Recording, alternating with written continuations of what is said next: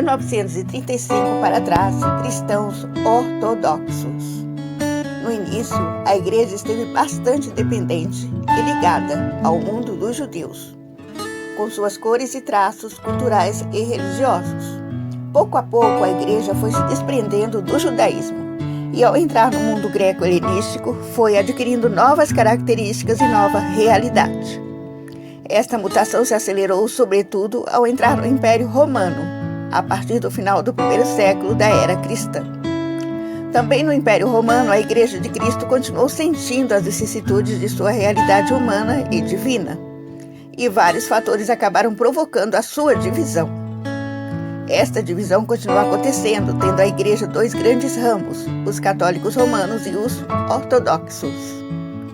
Os cristãos ortodoxos são os seguidores da Igreja Ortodoxa, uma igreja cristã que também tem aproximadamente 2.000 anos, também conhecida como Igreja Católica Apostólica Ortodoxa. Este grupo enxerga-se como a verdadeira igreja instituída por Jesus Cristo. Desde o século V, já haviam acontecido alguns princípios de separação, mas foi durante o século XI que ocorreu a separação final entre a Igreja Católica Apostólica Romana e a Igreja Ortodoxa. Sua doutrina é semelhante à da Igreja Católica Romana, valorizando costumes como o uso de vestes litúrgicas nos seus cultos, o respeito aos ícones e a preservação dos 7 sacramentos, ao redor dos quais se desenvolve a vida litúrgico-sacramental. Os cristãos ortodoxos não reconhecem o Papa como autoridade e renegam alguns dogmas mais atuais, como o da infalibilidade do Papa. O primeiro concílio de Nicéia, celebrado em 325 depois de Cristo, estabeleceu uma pentarquia, ou seja, a igreja teria sua organização baseada em 5 patriarcados: Constantinopla, Jerusalém, Alexandria, Antioquia e Roma.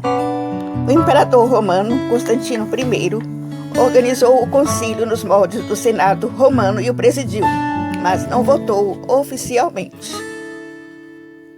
Na prática, esta organização não funcionou, e ao longo da história foram acontecendo vários episódios de estranhamento e de divisão.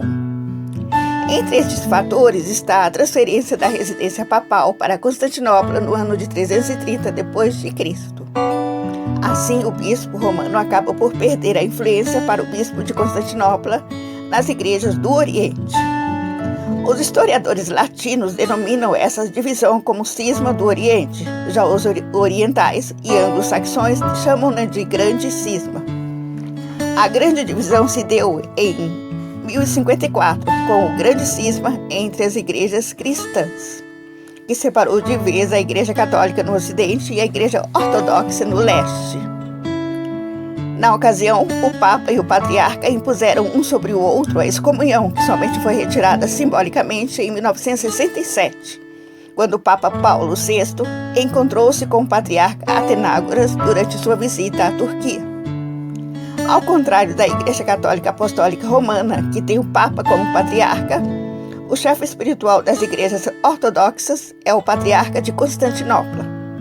Para os ortodoxos, há um único chefe da igreja, sem representantes, que é Jesus Cristo.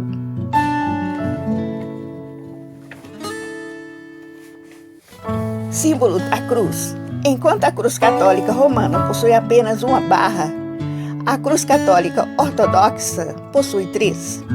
A barra de cima representa onde foi colocada a inscrição Jesus de Nazaré, Rei dos Judeus, e a do centro, onde os braços de Jesus foram pregados. Por fim, a última barra seria para o apoio dos pés de Jesus. No passado, a linguagem utilizada para os cultos foi uma grande diferença entre as duas vertentes. Enquanto na Igreja Católica Romana os cultos eram realizados em latim, na Igreja Ortodoxa eram usadas as línguas nativas, como grego, hebraico ou russo. Nessas igrejas também há uma diferença sobre o uso de imagens. Na Igreja Católica Romana são usadas tanto estátuas como pinturas, enquanto na Católica Ortodoxa os fiéis não veneram estátuas. Outra diferença está no modo de rezar. Enquanto os católicos romanos costumam orar ajoelhados, os ortodoxos o fazem em pé. Todos usam a fé e o poder dela para todas as formalidades, para todos os efeitos e para todas as soluções. Se a fé não fosse do falso condutor, ninguém seria atraído por ela. Se a fé valesse e resolvesse, todos venceriam com o poder da fé e ninguém sofreria. Esta mensagem está no primeiro volume da obra Universo em Desencanto.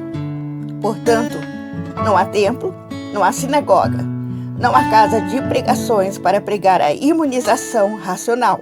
Não. Cada qual nos seus lares receberá todas as graças do seu mundo de origem.